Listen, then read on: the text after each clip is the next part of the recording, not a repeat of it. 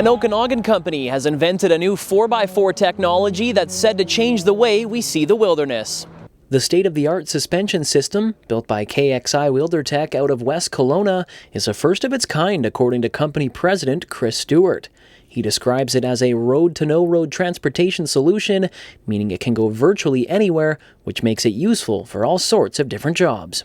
One of our key partners is Vernon Search and Rescue. They've been testing our concept vehicle in moulage and simulated settings, and the ability for this vehicle single-handedly to be able to reach anywhere on mountains without the need to have a trailer and an ATV or a track machine, but be able to do all of that encompassed in one vehicle means a radically different response to emergencies.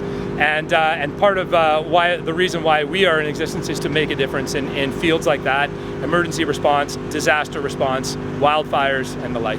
Stewart says this technology, which involves suspension, steering, tires, and a control system, can get you exactly where you need to go safely. By the time you've driven on a forest road for minutes or hours, that's a very difficult thing. It's like jumping on a trampoline and then jumping on pavement after. It changes your sensory experience. So while we're not saying that we're able to do higher speeds, we're able to access areas that have never been before accessed, at least in a safe manner. Stewart also talks about how the invention is ecologically gentle on the terrain it can traverse through.